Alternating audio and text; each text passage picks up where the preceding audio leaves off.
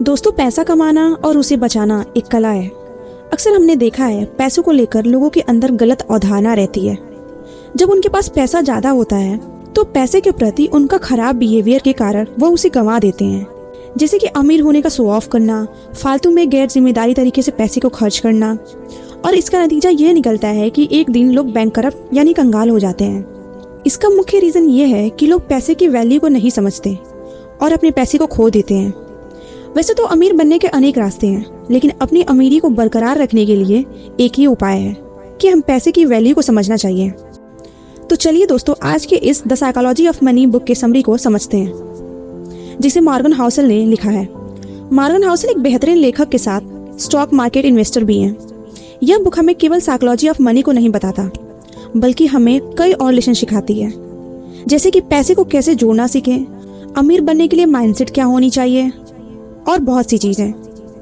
तो चलिए इसे हम एक कहानी के माध्यम से समझते हैं। ऑथर मॉर्गन हाउसल अपने बुक में लिखते हैं, जब मैं एक होटल में काम किया करता था तो उन दिनों हमारे होटल में एक टेक्नोलॉजी एग्जीक्यूटिव आया करता था, जिसने अपने यंग एज में बहुत ही सारा पैसा और कंपनियां बना ली थी। लेकिन वह पैसों की कदर नहीं करता। पैसे के प्रति उसका व्यवहार बहुत ही स्टूपिड था।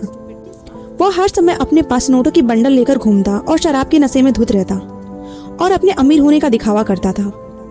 ऑथर मॉर्गन हाउसल आगे कहते हैं कि एक दिन उस इंसान ने कुछ ऐसा किया जिसके बारे में जानकर आप चौंक जाएंगे। दरअसल वो इंसान अपने दोस्तों को एक नोटों की गड्डी देकर कहता है कि इसे सोने के सिक्के में कन्वर्ट करके लाओ। उसके बाद वो अपने दोस्तों के साथ मिलकर उस सोने के सिक्के को समुद्र में फेंकते हैं और गेम खेलते हैं कि कौन गोल्ड कॉइंस कितना दूर फेंकता है। पैसे के साथ उनका यह बिहेवियर उसे जल्दी बैंकरप्ट बना देता है। ऑथर मॉर्गन हाउसल अपनी बुक में एक दूसरी कहानी भी बताते हैं। अमेरिका में एक साधारण व्यक्ति जिसका नाम रोनाल्ड जेम्स था, जिसने 25 वर्षों तक गैस स्टेशन पर कारों की मरम्मत की, 17 वर्षों तक फर्श पर झाड़ू लगाया। लेकिन जब उस व्यक्ति की मौत 92 ईयर बाद हुई तो उसके चर्चे देश विदेश के न्यूज़ चैनलों और अखबारों में होने लगी, क्योंकि मरते समय उस साधारण सफाई कर्मी के पास 58 करोड़ की संपत्ति थी, जिसमें 43 करोड़ रुपए उसने चैरिटी में दान किया था। बाकी के 15 करोड़ रुपए उसने अपने सौतेले बच्चों के लिए छोड़ दिया था। आखिर उसके पास इतना पैसा आया कहाँ से?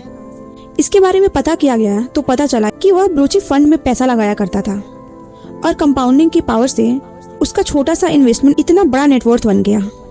अब ऑथर मॉर्गन हाउसल उस टेक्नोलॉजी एग्जीक्यूटिव और एक साधारण से सफाई कर्मी के पैसे के प्रति बिहेवियर को कंपेयर करते हैं और कहते हैं कि पैसे को अर्न करना या उसे सेव करने के लिए किसी टेक्निकल नॉलेज की ज़रूरत नहीं है, बल्कि यह उसके ऊपर डिपेंड करता है कि आप पैसे को कैसे खर्च करते हैं, पैसे के प्रति आपका रवैया कैसा है। पैसे कमाना एक स्किल है जिसे कोई भी इंसान सीखकर फाइनेंशियल सक्सेस पा सकता है। जहां एक टेक्नोलॉजी एग्जीक्यूटिव वेल एजुकेटेड होने के बावजूद बैंक करप्ट हो गया, वहीं एक सफाई कर्मी जो बिना पढ़े लिखे होने के बावजूद पैसे के प्रति बिहेवियर को अच्छा रखता है और ब्लू चिप स्टॉक में इन्वेस्ट करता है और फिर एक दिन करोड़पति बन जाता है। लेसन 2, कोई भी भूखा नहीं है। ऑथर अपने नेक्स्ट लेसन में कहते हैं, बहुत से लोग अपने पैसे के साथ मूर्खतापूर्ण व्यवहार करते हैं, हालांकि वे लोग मूर्ख नहीं हैं। असल में आज की पीढ़ियां फिल्म देखने, लॉटरी का टिकट खरीदने और गेम खेलने के पीछे अपने पैसों को ज़्यादातर हिस्सा खर्च कर देते हैं। यह काम ज़्यादातर लोग वही करते हैं जो गरीब होते हैं, जो इमरजेंसी में 20 या 25 हज़ार रुपये अरेंज भी नहीं कर सकते। क्या ऐसे लोगों को लॉटरी टिकट खरीदने का कोई सेंस बनता है? ऐसे लोगों को उन पैसों को इमरजेंसी नीड के लिए बचा के रखना चाहिए, जो कि वह लोग नहीं करते। उन लोगों का कहना है कि पैसे सेविंग करना हम लोगों के लिए पॉसिबल नहीं है, क्योंकि हम जितना कमाते हैं उससे कहीं ज़्यादा हमारे खर्चे हो जाते हैं। हमारे पास सेविंग की पॉसिबिलिटी ही नहीं है। ऐसे में बड़ी गाड़ियाँ और बड़े घरों के बारे में सोचना, बड़े स्कूल में अपने बच्चों का एडमिशन कराना, ये सब हमारे पहुँच से बाहर है। इन्हीं सपनों को पूरा करने के लिए हम लॉटरी टिकट को खरीदते हैं। आपको यह बात मूर्खतापूर्ण लगेगी। ऑथर मॉर्गन हाउसल इस कहानी के जरिए लोगों को यह संदेश देना चाहते हैं कि चाहे व्यक्ति गरीब हो, मिडिल क्लास से बिलोंग करता हो या बहुत अमीर हो, वह अपने फाइनेंशियल रिलेटेड फैसले एक्सेल सीट का एनालिसिस करके नहीं लेता, बल्कि वह अपने फैसले परिस्थितियों और भावनाओं से प्रभावित होकर लेता है। ऐसा हो सकता है जो मैं फैसला लूँ वो आपको मूर्खतापूर्ण लगे, या ये भी हो सकता है जो आप फैसले लें वह मुझे मूर्खतापूर्ण लगे। लेकिन हमारी फाइनेंशियल सक्सेस या ग्रोथ इस बात पर डिपेंड करती है कि हम परिस्थितियों और भावनाओं के ऊपर नियंत्रण रखते हुए अपने पैसे को किस तरह मैनेज करते हैं। नेक्स्ट लेसन है भाग्य और जोखिम। भाग्य और जोखिम के बारे में आर्थर मॉर्गन हाउसल का कहना है कि भाग्य और जोखिम दोनों भाई भाई हैं। ये दोनों वास्तविकता के प्रमाण हैं। जीवन में हर नतीजा व्यक्तिगत प्रयासों और भाग्य पर निर्भर करता है, जिसमें जोखिम भी जुड़ा होता है। इसे हम एक कहानी के माध्यम से समझते हैं, जिसका वर्णन मॉर्गन हाउसल ने अपनी बुक में किया है। वह लिखते हैं 1968 में जब बिल गेट्स एक स्कूल में पढ़ने जाते थे, उस समय पूरे वर्ल्ड में 30 करोड़ उनके जैसे स्टूडेंट हाई स्कूल में पढ़ा करते थे।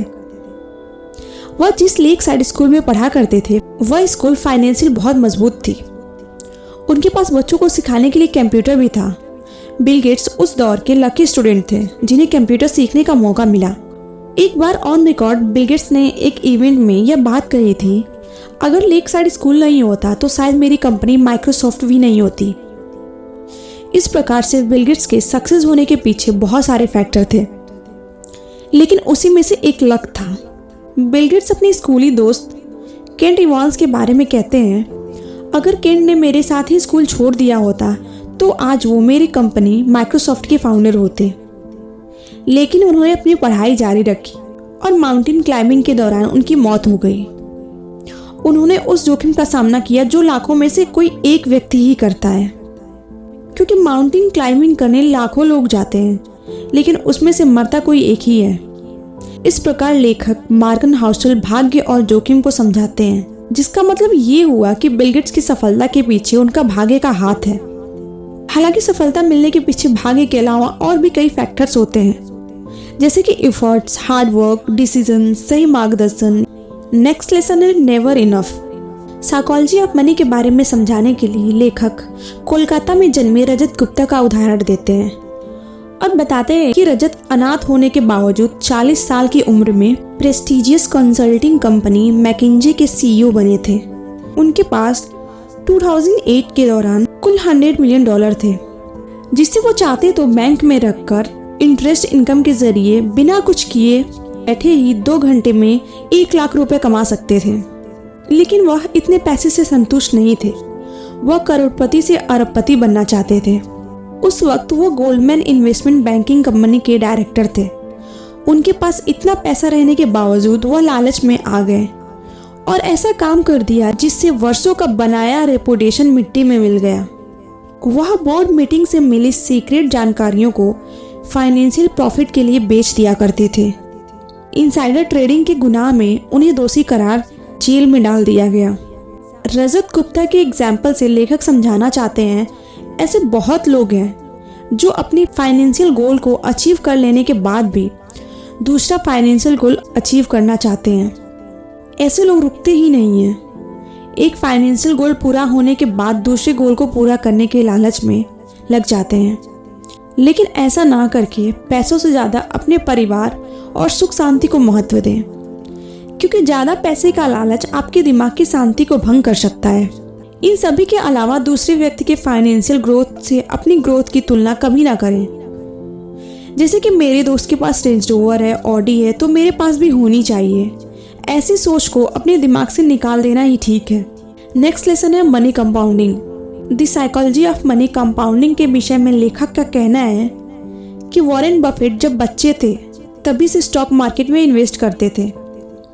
आज के समय में उनकी नेटवर्थ $86.5 बिलियन है। इसमें से उन्होंने $81.5 बिलियन रिटायरमेंट यानी 60 वर्ष की उम्र के बाद इकट्ठा की है। इसमें कोई संदेह नहीं है कि आज के समय में वॉरेन बफेट अद्भुत इन्वेस्टर हैं, लेकिन उनके जीवन से यह सीखने को मिलता है कि पैसे बनाने के लिए कंसिस्टेंटली इन्वेस्ट करते रहना चाहिए। यहाँ एक नॉर्मल इंसान 20 वर्ष की आयु में पढ़ाई करता है, वहीं वॉरेन बफेट उस समय $9.3 मिलियन के मालिक थे। इस उदाहरण को देखकर यह कहा जा सकता है कि वॉरेन बफेट की कामयाबी का सबसे बड़ा रीजन छोटी उम्र से ही इन्वेस्टमेंट करना है, जिसे उन्होंने रिटायरमेंट की उम्र तक कंटिन्यू चालू रखा। नेक्स्ट लेसन है getting rich versus staying rich. अमीर बनना वर्सेस अमीर बने रहना।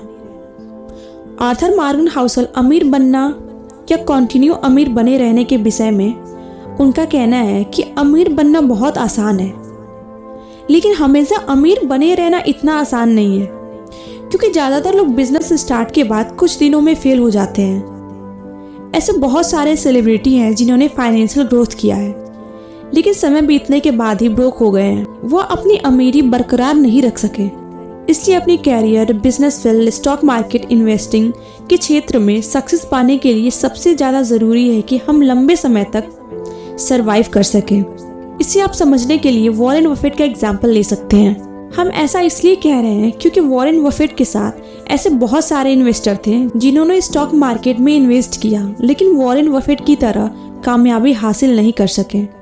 इसका मुख्य कारण ये रहा है कि वह लंबे समय तक स्टॉक मार्केट में सरवाइव नहीं कर सके, जिसकी वजह से वह लोग फेल हो गए। Closing remark, the psychology of money से हमें सीखने को मिलता है अमीर बनने के लिए अनेक रास्ते हैं, लेकिन कंटिन्यू अमीर बने रहने का एक ही तरीका है, पैसे की इज्जत करना, उसे सही जगह पर इस्तेमाल करना। आपके पास जो भी है उसी में खुश रहना सीखें। दोस्तों, ये थी मार्लन हाउसल द्वारा लिखी गई book the psychology of money. आपको ये बुक कैसी लगी हमें कमेंट करके ज़रूर बताएं। अगर आप इस बुक का कंप्लीट वीडियो समरी देखना चाहते हैं तो प्लीज़ कमेंट करें।